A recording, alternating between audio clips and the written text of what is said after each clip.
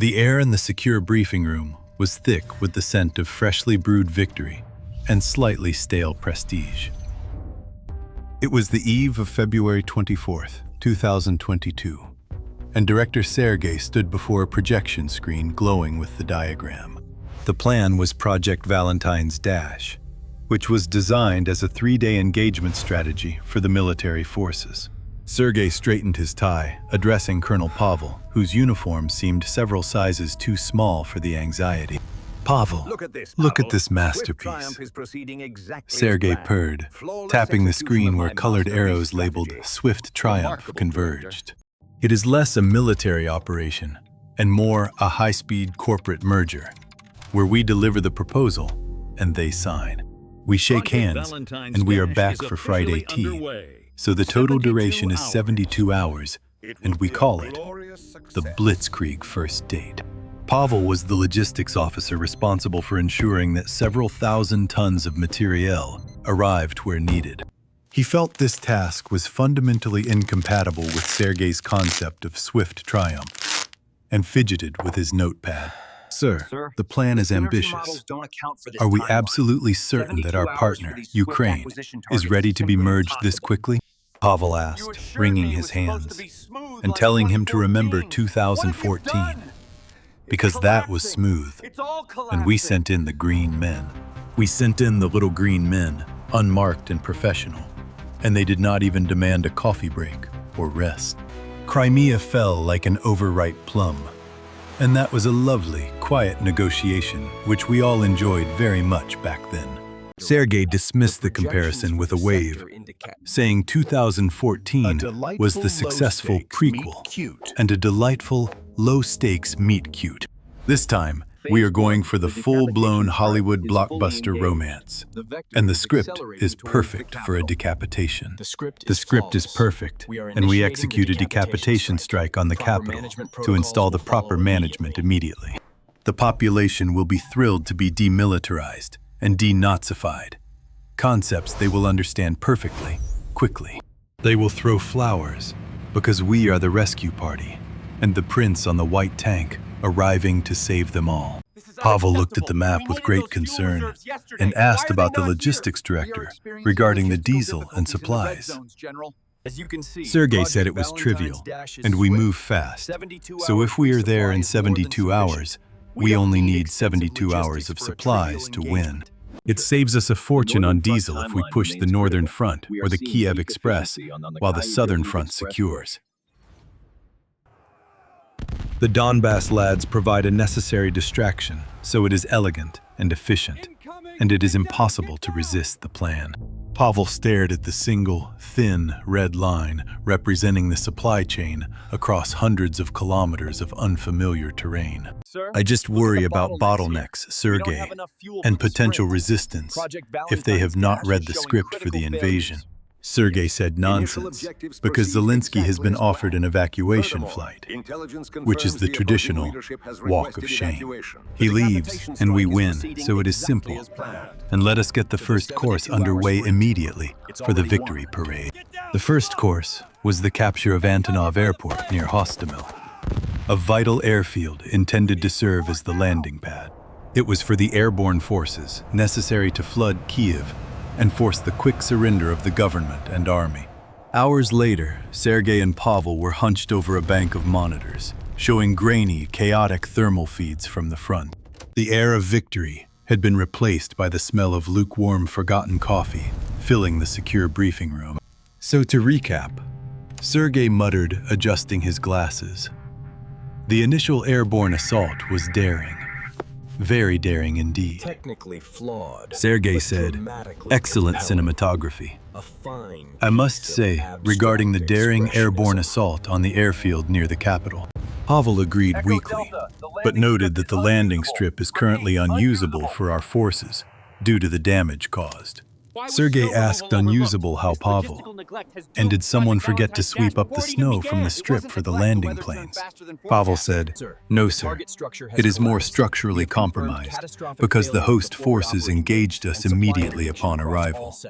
The host forces were supposed to be hiding or cheering, but the battle was, shall we say, enthusiastic. and very loud. The airport is now effectively a very expensive bonfire, burning brightly on the runway and preventing any landings. Sergei slammed his hand on the desk, startling a nearby intern, and asked why the head fights back against the strike. But the whole point of a decapitation strike is that the head is not supposed to fight back at all during the process. This is like ordering an appetizer that detonates on the table. So where is the seamless transition we planned for? Pavel offered tentatively that they seem to have interpreted the special military operation as a full-scale invasion. They are resisting the demilitarization part, quite literally. And the plan had instantly fractured on the first day. The Kyiv Express continued to push down from Belarus, without the quick capture of Hostomel to support the advance. The entire northern thrust was forced onto smaller roads and poor infrastructure, leading to failure of the logistics. It is a column of armored vehicles stretching 40 miles, Sergei announced the following morning, looking at the image. He was staring at a satellite image that looked less like a modern army advance and more like a poorly organized parade. 40 miles, Pavel, are we moving, or hosting a very aggressive picnic for the troops? On the road to the capital city. Pavel was soaked in sweat, despite the room being perfectly climate-controlled and cool enough for the sensitive gear. Sir, with respect, this is a profound logistical failure that I predicted 4 days ago to the staff and to you directly.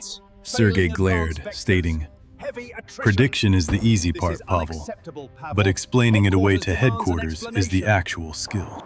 We cannot call it a traffic jam, because it makes us sound like we are trying to invade during rush hour traffic." Pavel said, "That is exactly what we did, Sergei, and we did not account for the mud or the non-standard fuel we used. We also did not account for the sheer number of tires that need replacing immediately on the heavy transport trucks.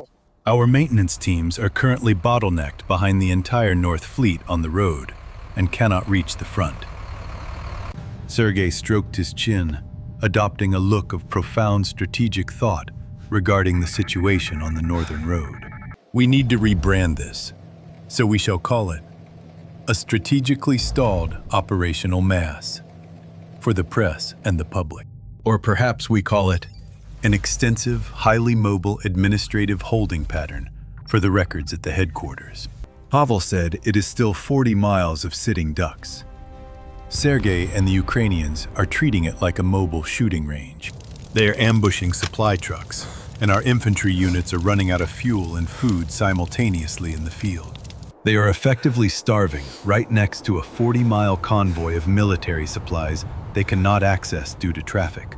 The reality was crushing as the Kyiv Express had stalled in the suburbs of Irpin, Hostomel, and Bucha near the city. The Ukrainians, or the unimpressed date, were proving to be terribly stubborn conversationalists with the armed forces. They were refusing to accept the enthusiastic advances of the enthusiastic team on the ground and fought back hard. Sergei lamented why no one told him Ukrainian reality involved mud and ambush teams instead of flowers and parades. This was not in the intelligence briefing, as I was assured the streets would be paved with welcoming crowds of people. They said there would be crowds, not anti-tank mines. So by the third week, the situation was untenable for the army. The 3-day date had devolved into a month of miserable cold and hungry static warfare outside the capital city. Sergei announced in early April that we need to make an executive decision regarding the front and the operation. The Kyiv front is distracting us, so we tried to woo the capital, and she was clearly busy with other engagements. We should pursue other, more receptive partners. So Pavel asked if you mean we retreat, sir, from the northern region. Sergei recoiled as if stung and said retreat certainly not, as we are undertaking a repositioning of the armed forces. It is an orderly, geographically focused, strategic repositioning to achieve principal objectives elsewhere on the map. It is a refinement of the overall dating strategy, as we are prioritizing the southern relationship for the moment. As the orderly repositioning commenced, a deeply unpleasant side effect emerged from the towns we had occupied briefly. Reports began to filter through from the evacuated towns of Bucha and Hostomel. regarding executions of civilians. Pavel approached Sergei, pale as a ghost, saying, "The humanitarian fallout from our brief stay is atrocious to behold. The international community is using words like war crimes." So Sergei frowned deeply at the news from the television. War crimes. Good heavens, Pavel! Good heavens, Pavel. I explicitly ordered my men not to commit war crimes during the military operation. Look, this is clearly a sophisticated Ukrainian propaganda strategy, using hidden actors to stage the terrible scenes. Perhaps these civilians simply tripped and fell onto some hastily abandoned Russian ammunition left in the streets. We must deny everything, because it is simply unacceptable public relations, and nobody likes a messy breakup to watch. The messy breakup, however, was now a global spectacle for the entire world to witness on the screens of their phones. If Kyiv was the disastrous first date, the South was Sergei's attempt to quickly book a romantic weekend getaway trip. He wanted to salvage the relationship, and the objectives were clear, vital, and initially achievable for the military. The South is responding much better to our advances, Sergei noted, proudly pointing to the maps on the wall of the room. Look, Day 1. The North Crimean Canal is ours, and we restored 85% of Crimea water supply, which is a success. That is a solid, practical gesture of goodwill, like bringing flowers and fixing the plumbing for the entire region. Pavel nodded cautiously, saying yes, the South has historically been more receptive to us and our military presence. We achieved the main logistical goal there almost immediately. But the further west we push, the harder it gets for us. The focus immediately shifted to securing the entire coast and linking Crimea to the Donbass region in the east. They were pushing toward Odessa, thereby cutting Ukraine off from the Black Sea entirely and securing the coastline. The strategy hit its first major snag at Mariupol. So Sergei sighed, consulting his itinerary for the southern front. It was supposed to be a quick sweep, but urban areas are always such a bother and do not respect speed or schedules.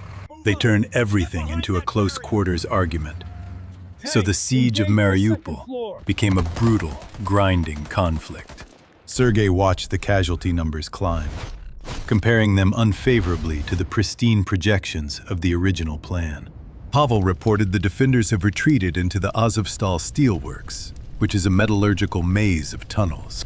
Essentially, it is a fortress the size of a small city block and takes weeks of bloody trench work to clear it out.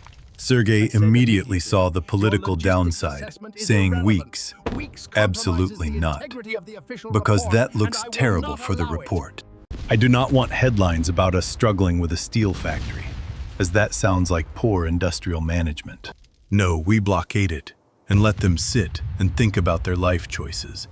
So we starve them out inside the factory walls. But we must continue shelling and show force, as we are not storming it, but providing coverage for the surrounding area. We are merely providing continuous protective ordnance coverage for the area, while Mariupol became a tragedy to watch. The rest of the southern forces were making critical gains, and they captured Kherson, the first major city to fall. They secured the Antonovsky Bridge over the Dnieper, opening the door for an attack on Mykolaiv to the northwest. There, Sergei exclaimed, "We are back on track. Kherson is ours, and we are pushing towards Odessa for the grand prize." That is the grand prize, and the happily ever after. But the push west stopped dead at Mykolaiv, despite the efforts.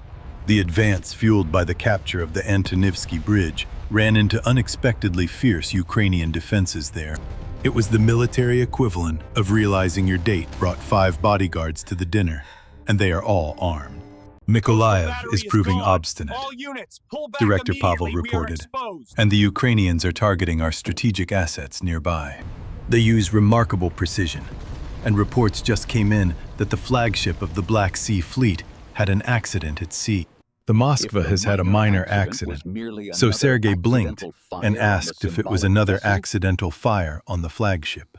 Pavel cleared his throat, reading from a memo, stating, "The official internal report suggests a fire caused the issue. A small, contained fire, led to a spontaneous, catastrophic explosion of all onboard ammunition, sinking the large ship. It caused the vessel to sink inexplicably, but the Ukrainians are claiming they hit it with missiles from the coast. They say they hit it with 2 locally produced Neptune cruise missiles, which implies ability we did not expect. Nonsense, Sergei roared. We have naval superiority, and we are the superior maritime power in the entire Black Sea region. How could they possibly strike our flagship when they barely have a navy left to fight with against our mighty fleet? No, Pavel. This was a simple case of extremely unfortunate self-inflicted bad luck and a munition mishap on the ship. It was bad maintenance, so we will not dwell on this public relations disaster for the fleet and the operation itself. The sinking of the Moskva was more than a PR disaster. It was a psychological turning point for the entire naval force. The enthusiastic team was realizing that the battlefield was not respecting their seniority or their fleet size at all. As spring turned to summer, the military calculus shifted entirely, due to the failed Kyiv blitz and the losses sustained. The expensive siege of Mariupol, which finally ended with the surrender of the defenders in May, also contributed largely. The stalled push at Mykolaiv led to a fundamental reprioritization of the entire operation and the strategic goals. The focus was now solely on consolidating gains in the East Donbass and the South regions to hold on to the territory. We are winning the war of attrition. Pavel, we have more of everything. Sergei insisted, with worry lines around his eyes. Yes, but they have Western aid now, Sergei, and they have long-range artillery, making life difficult for our supply lines. They are targeting our ammunition depots and supply lines, so the war is becoming tedious and dangerous for the troops. Indeed, the nature of the conflict was changing, and gone were the grand sweeping arrows of the date and the quick win. What emerged was the grim, muddy reality of the Donbass front. Then, in early September, they retaliated with a surprise. Director, Kharkiv. They launched the surprise counteroffensive. Impossible! Pavel burst into the room, tripping over the mahogany table. Sergei snatched the tactical map, asking Kharkiv, but we had stabilized that area, pushing to Izium in the eastern region. What happened, Pavel explained, they moved with speed and surprise, so our forces were overwhelmed by the sudden attack. The area is collapsing, and we are being forced to execute another highly strategic withdrawal from the surrounding oblast. The successful Ukrainian counteroffensive in Kharkiv was a punch to the gut, proving the war was fluid and unpredictable. The enthusiastic team could lose ground just as quickly as they gained it, so they doubled down on political gestures. We need commitment, Pavel. We need to formalize this relationship quickly. With the territories we currently occupy, we will organize referendums in the occupied territories of Donetsk, Luhansk, Kherson, Zaporizhia, to show our resolve. We will annex them immediately, which sends a clear signal that this is ours and we are not leaving under any condition. It is a permanent commitment, with no backing out. Pavel looked at the map, noting the lack of control in some areas. Sir, we do not even fully occupy Zaporizhia or Donetsk, so holding a referendum seems procedurally weak at this time. Details, Pavel. Just get the results we need. And since we are under pressure, we will announce mobilization of the men. We need fresh resources, so the result of the mobilization was immediate and predictable across the entire country. A spectacular exodus of young Russian men suddenly discovered an urgent need to visit Tbilisi, Istanbul, and the border. They also went to Istanbul and the Mongolian border, but the manpower arrived, despite the fleeing of the young population. So did the immediate realization that this war promised as a sprint was now a marathon for them and the entire nation. The final blow to the 2022 campaign came from Kherson, while the north was failing, and east grinding down slowly. The Ukrainians in the south slowly tighten the noose around the Russian position west of the river near the city. They have been systematically targeting the Antonivsky Bridge, Pavel reported, and it is unusable for heavy transport. We are relying entirely on precarious pontoon ferries to supply the entire force in Kherson across the wide river. Food, fuel, and ammunition are all going across a rickety floating bridge under constant artillery fire from the enemy. Sergei felt the cold dread creeping up his spine, asking, "So the positions on the west bank are untenable for our troops?" Precisely, we cannot supply them through the winter. So we have two choices regarding the troops stationed in the city. We let them be encircled and captured, or conduct a retreat.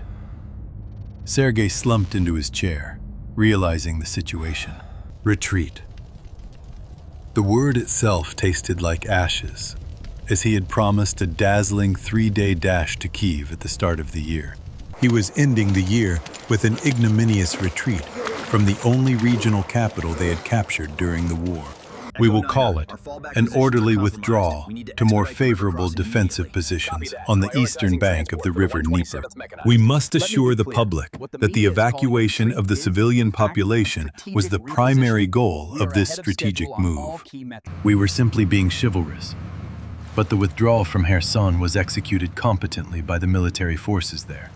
But politically, it was a disaster, as the loss of Kherson meant the southern strategy had also failed completely. It failed to achieve its ultimate goal of securing the coastline to Odessa as 2022 drew to a close, with heavy losses. Sergei reviewed the updated maps, and the sweeping arrows of swift triumph were gone from the screen in the room.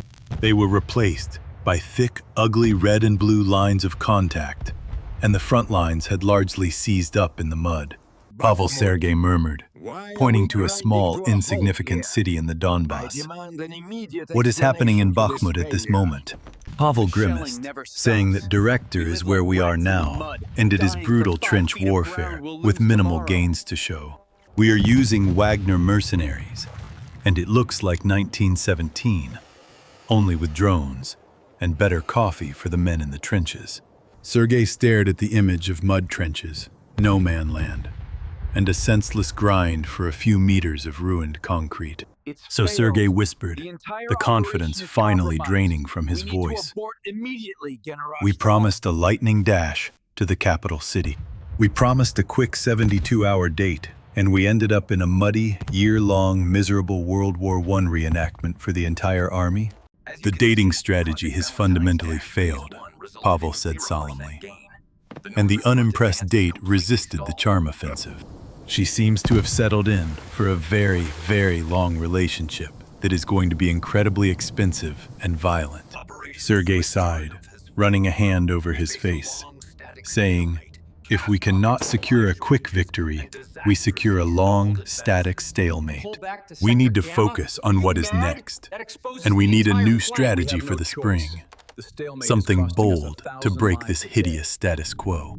Because right now, Pavel, our military operation looks less like a triumphant merger of the companies we spoke about.